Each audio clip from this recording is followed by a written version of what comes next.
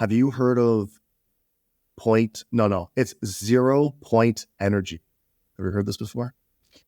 Yes, if 0 point energy is referring to the energy of the vacuum of space, then Yeah. yes. So there is this podcast that I watched recently. I never heard of it before, and it suddenly just popped up on my feed. It's called the Sean Ryan podcast, and he had this guy, Dr.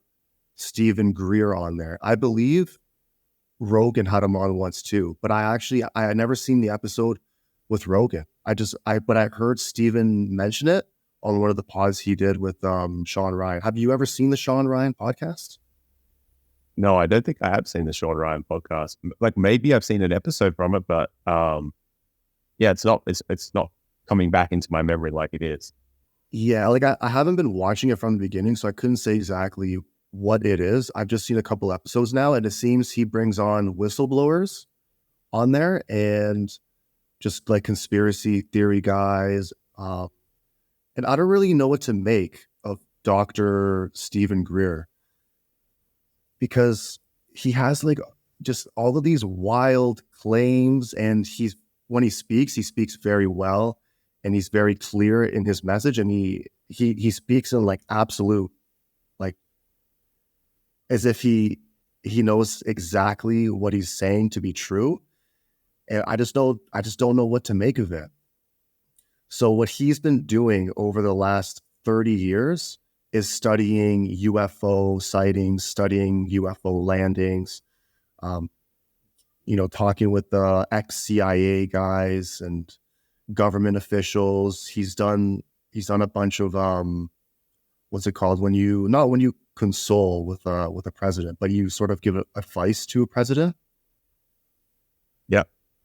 So he's done that a lot on many different subject matters, and he claims that this is him. He claims that the using the terminology UFO is incorrect. He says, what does he say? He says that it's better to use. Oh fuck, I can't even remember it. But he names two different types. One of them is human-made flying objects, and the other one is alien.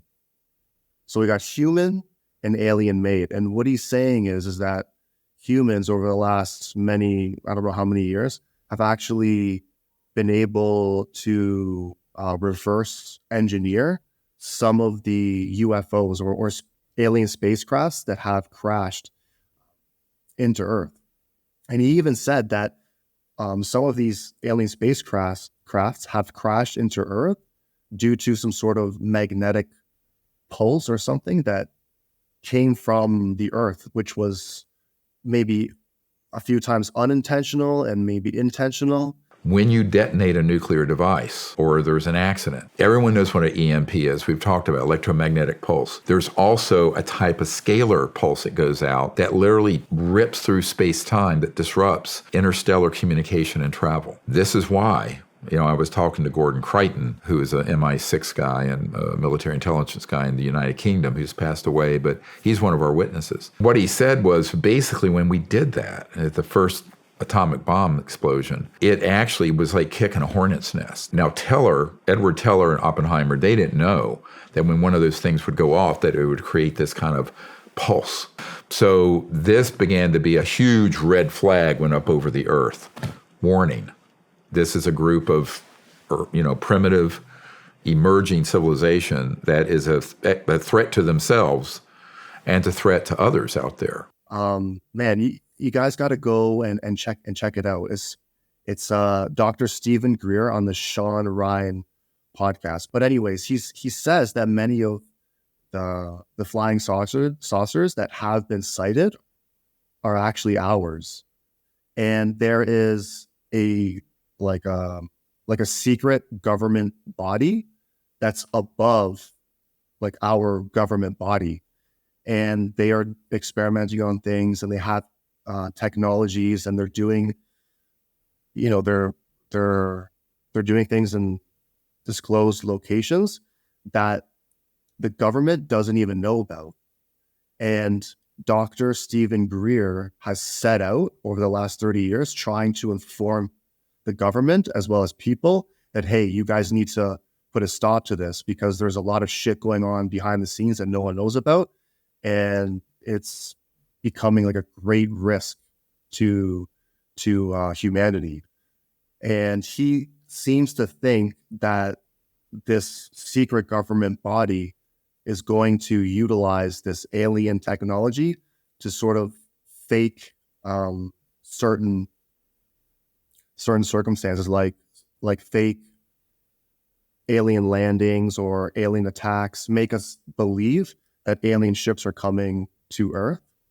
Meanwhile, it's just this like secret government body implementing these like strategies in order to gain control and power. Their whole purpose is to create sort of a global militarized totalitarian superstate of the world fighting another world. It's like War of the Worlds. Okay. And that's been a 70-year defense plan. And I know people who've seen that plan. Carol Rosin saw the plan, who is Werner von Braun's spokesperson, who's on our team. And she's almost 80 now, but brilliant mind. And, you know, when she realized in the 70s that this was what was afoot, her whole life was devoted to trying to get some of these projects under control. But we're little David's up against an enormous Goliath. The truth will set you free, but first it'll piss you off. But it's time for people to, actually realize that this is something they have to take seriously. And he's saying that it's very easy to distinguish between an alien aircraft and a human-made one, because the human-made one is usually a mix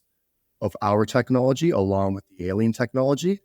So he's like, he gives like clues as to how people would be able to discern between like an alien aircraft and a human aircraft. How are you able to tell which one of these are man-made versus ET?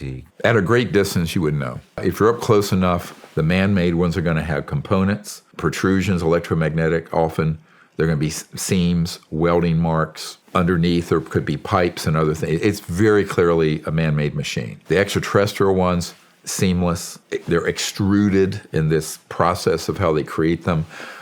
Even the light they give off is very different because it's coming through such pure material science, extremely pure materials. I would love to get Dr. Jacques Vallée to release this document he has from 1985. It's a CIA official document, and it describes the CIA conducting abductions, alien abductions in Brazil and Argentina, quote, for their psychological warfare value. And basically these alien ships are powered by 0-point energy. And 0-point energy, if harnessed in the right way, is, I guess, the best clean energy that we could have. It's better than fission. What's it called? Molecular fission or fusion? Nuclear fusion or fission, yeah. Yeah, nuclear fission. And he claims that because it takes a lot of energy to actually cause atoms to collide and create fusion or fission, and that there's a lot of energy that goes into sort of doing that, whereas 0-point energy is absolutely just free energy. And it could be used to power houses, cities, cars. He said that if you take a coffee cup, like a regular sized coffee cup, a coffee cup full of this 0-point energy is enough to cause all of the oceans to turn to vapor in the world. So he says it's very, very efficient, and it has this incredible, immense power. And the government has been doing a really great job at sabotaging any sort of advancements in that technology in terms of providing it to our planet as a way of an alternate energy source.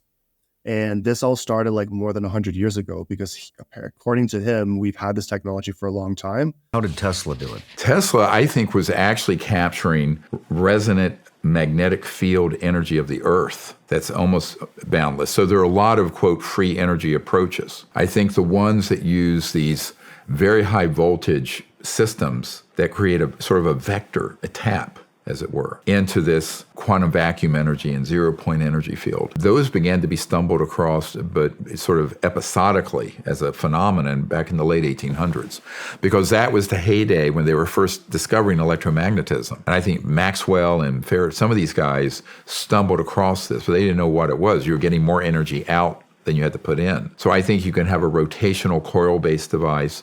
Floyd Sweet, who we feature in the movie, had a solid-state device that was about this big that could run a 300 horsepower electric engine for your car. Tesla came across this technology, and many people after Tesla have stumbled upon versions of this technology. And each time, this dark secret government group has found a way to sabotage that technology going to market. One, by just shelving it. They would just like, listen, like, we'll give you this much money, sell it to us, and never speak about it again. And they would just shelve it. Other situations, they would just straight up just take it. And there's been even other events where they've murdered the person who was sort of creating it. What I'm trying to do is bring to the light how many corporations would be pissed off if we did hit 0-point energy. The gas industry, power industry. Oh, sure. The car industry. It's huge. Well, the car energy would just have to pivot to the type of motor and an electric motor with a 0-point generator. Your public utilities eventually will retire because every home business will have its own energy source. Now, the only thing you'd really need oil for is chemicals, petrochemicals, plastics, things like that. And I don't think we have 100 years left to fix it. I don't think we have 20. The rest of the world will be able to go from having nothing in the way of energy generation, 3 billion people have no power energy at all, to having these systems. And suddenly you're going to see so much happen in the world that is going to be a human advancement. And aside from the air and everything becoming pristine and clean, there are going to be such great opportunities for, the dispossessed people of the world. Sean Ryan also had a couple of other whistleblowers that had experience working in relation to the this dark, like my secret government body as well. Have you heard any whistleblowers talk about working with like that, like a dark government body or a secret government body? Yes, to a degree. Look, I must admit, I haven't got too much into this kind of stuff, only because, like you mentioned earlier, like all the people kind of tend to speak with like definitives and like so much certainty that's like a little bit off-putting for me. And I don't know, my default sort of feeling towards all of these is like, if there really was, and these people were talking about it, I feel like they would be dead. Like, if this secret body was so powerful and had all this technology, like they just like, and they didn't want to be known about, then like anyone that mentioned them just be like, bye, or disappeared, or like, and if the technology really is that great, I feel like they would just erase it from the timeline for me. And I just doubt that he would be openly allowed to be out there talking about it if they're really trying to keep it a secret. So I don't know. There seems to be like, for me, there's a bunch of contradictions, but I still find it interesting. The 0-point energy stuff is big. There's another guy, Nima Asami Hadid or someone. He's like a physicist. He talks about 0-point energy all the time. And it's a long thing we could get into about like why it is that way. But the biggest thing is like harnessing it and actually utilizing it. And that like seems to be nearly impossible. Or very, very difficult. So like if they have actually found a way, that would be a game changer. Because there is just, a huge amount of energy in like all things, really. Like anything with mass has a ridiculous amount of energy in it. And so like you mentioned the coffee, or he said the coffee cup has enough energy in it to vaporize the ocean. In a sense, that kind of is true. It's just like, how do you release or harness that energy?